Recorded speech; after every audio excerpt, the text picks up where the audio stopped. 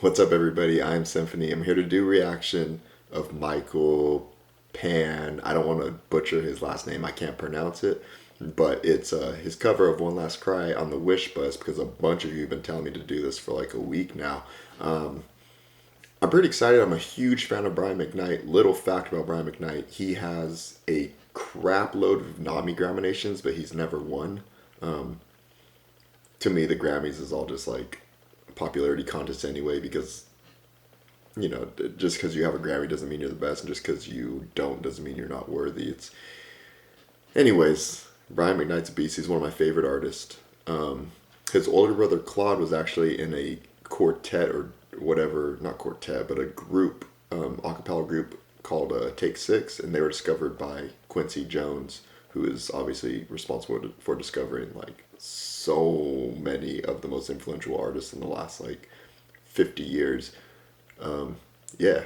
Anyways, I'm rambling now. Let's just get into listening to this cover.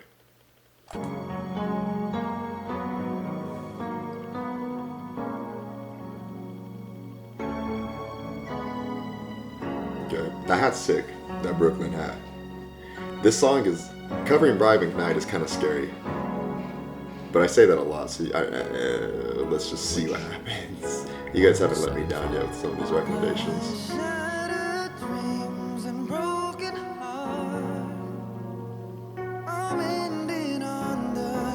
I don't know if this is his normal tone of singing,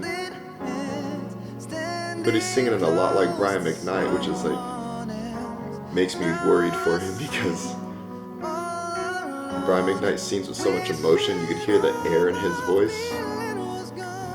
But he could do that because he's got so much control and so much power. Maybe this guy does too. It's impressive that he's doing it like that.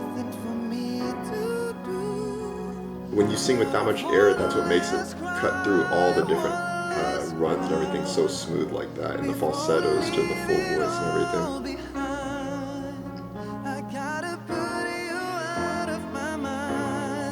This is like spot on so far though, like there has not been any slip up. It's very close to the original song. Normally I wouldn't like that, but this is one of those songs where I know he'll make it his own later on, I'm sure, but the fact that he's singing it spot on like that is like, as a technical person, very, very impressive.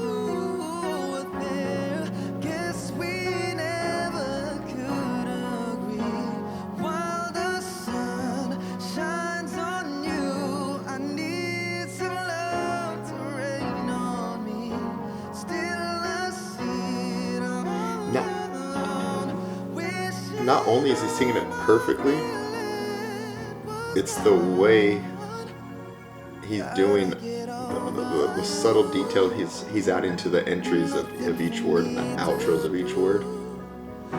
Like we talked about the swelling of volume, or navigating between the falsetto to the full voice, or even the emotion he's adding to the hints of words. He's really telling the story. That's impressive. Like that. Along with the fact that this is just like, it sounds like it's a CD recorded in the studio version, you know what I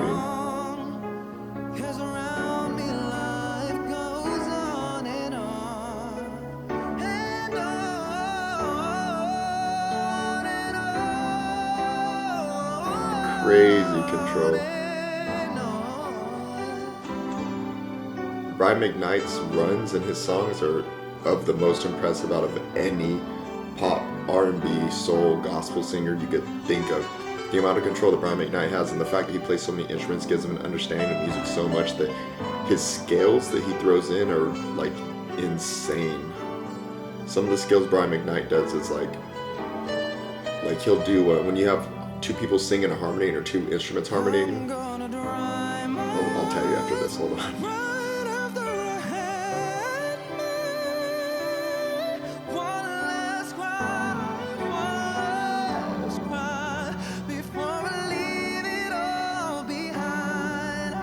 This is okay.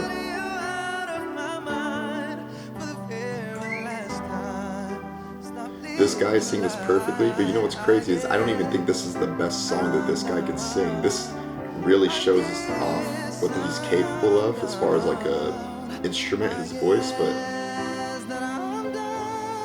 He's probably even better than this.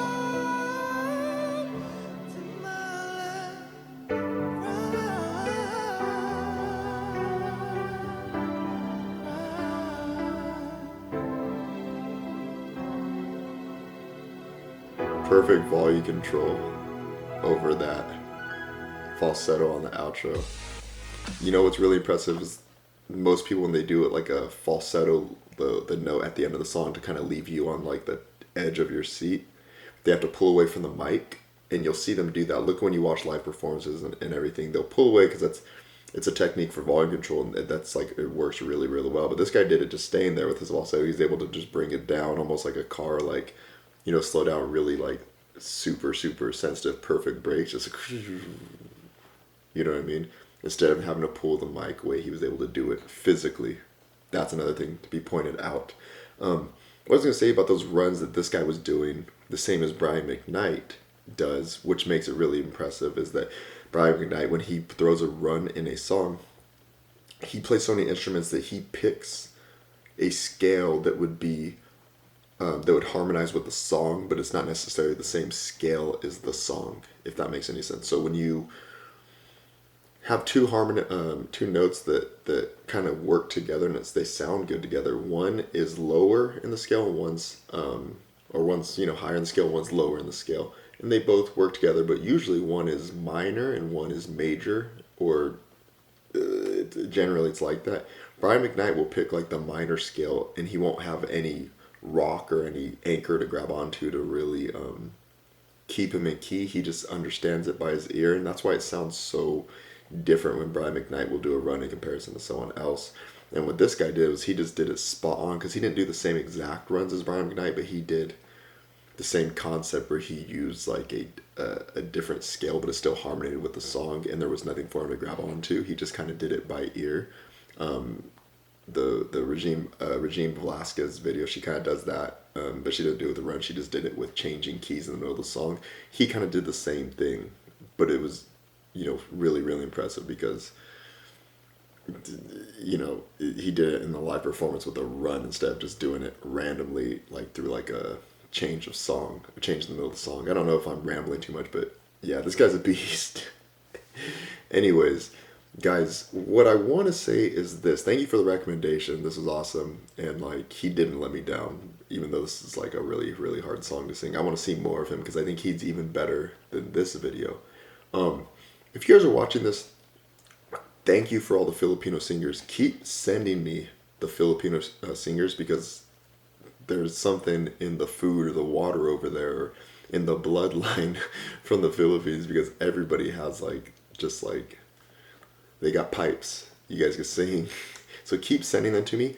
I also want to hear stuff from Australia. If you guys are from Australia, send me some Australian artists. Send me like the best people over there. Send me the best people from the UK. Send me the best people from, you know, Canada or wherever you guys are from.